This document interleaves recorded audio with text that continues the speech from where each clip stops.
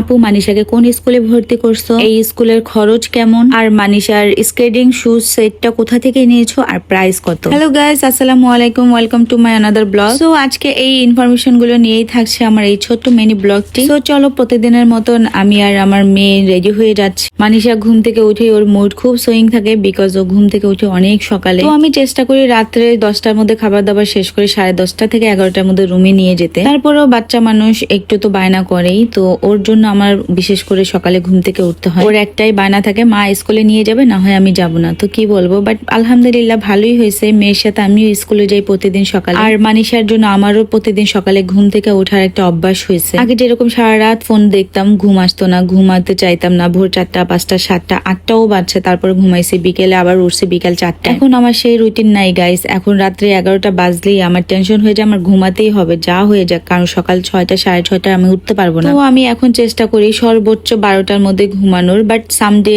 একটু টাইম এলোমেলো হয়ে যায়, বাট আমি মানিশার টাইমটা ঠিক রাখার চেষ্টা করি, কারণ আমি না ঘুমাই সকালে মানিশাকে নিয়ে স্কুলে যেতে পারবো, আনতে পারবো। বাট মানিশা তো ছোট মানুষ, ও সারাদিন ক্লাস করবে কিভাবে, আর ওর এখন লং টাইম ক্লাস করতে হয়। তো আজকে মানিশা স্কেটিং ক্লাস ছিল, আর এই সেটটা নিয়ে সবারই অনেক কোশ্চেন, আপু কোথা থেকে নিয়েছো, কত টাকা পড়ছে সেটা বলবো। এই সেটটা আমি আজমপুর আমির কমপ্লেক্সের নিচতলা থেকে কিনেছি। মানিশা তো যাওয়ার পরে ওর খুব পছন্দ হয়েছে, বিকজ পিঙ্ক কালার ছিল, আর মেয়েরা জানি না, আমার মেয়ে খুবই পিঙ্ক কালার পছন্দ। তো আপুরা তোমাদের মেয়েদেরও কি সেম মানে পিঙ্ক কালার পছন্দ কিনা অবশ্যই জানাবা। আর কি বলবো, মানিশার মারও এখনো পিঙ্ক কালার পছন্দ। তো মানিশাকে যখন শুজটা পরা ছিল, মানিশা খুবই এক্সাইটেড ছিল আর বলতেছিল, মা আমার অনেক ভালো লাগতেছে। তো ওই ভাইয়াটা খুবই ভালো, ওকে খুব আদর করে করে পড়াচ্ছিল। দেন ভাইয়াটা ওকে ট্রাই করতেছিল, আর ও বলতেছিল, মামা আমাকে ফুল সেট পরাই। যখন মানিশাকে ফুল সেটটা পরালো, খুবই সুন্দর লাগতেছিল, ভালোই লাগতেছিল, আর মানিশার জন্য এটা পারফেক্ট সাইজও ছিল। তাছাড়া মানিশাকে খুবই সুন্দর লাগতেছিল, আর মানিশাও খুবই হ্যাপি হয়েছিল। এখন আসি, আমার এটা প্রাইস নিয়েছে কত টাকা। এটা প্রাইস পড়ছে 4000 টাকা। টোটাল সেট 4000 টাকা পড়ছে। জানি না আমি ঠকছি না, হারছি না, জিতছি, বাট আমাদের সাথে অনেক আপুরা নাকি কিনছে 3000 টাকা, 3500 টাকা এটা। বাট এটা ব্র্যান্ড খুব ভালো, টিএনএ ব্র্যান্ড ছিল।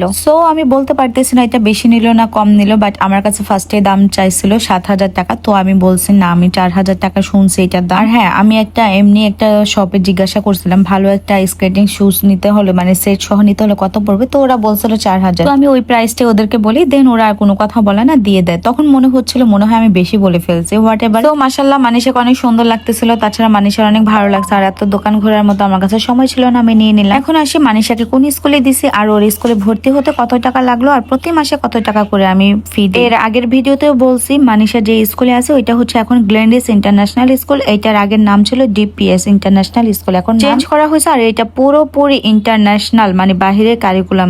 মানিশাকে ভর্তি করছি আমি কেজি 1-এ। তো ওর ভর্তি ফি ছিল 2,55,000 টাকা, আর প্রতি মাসে 27,000 টাকা প্লাস ওর টিউশন ফি, মানে প্রতি মাসের বেতন। উপরের গ্রেড উপরের ক্লাসগুলোতে আরো ভর্তির টাকা বেশি, টিউশন ফিও বেশি। তোমরা দেখতে পারছো প্রতিদিনের মতন সকালে আমি আর আমার মেয়ে যুদ্ধ করি। তো মেয়েকে যখন স্কুলে নামাই দিয়ে এসে গাড়িতে বসে কি বলবো, আমি তো শেষ, বাই বাই।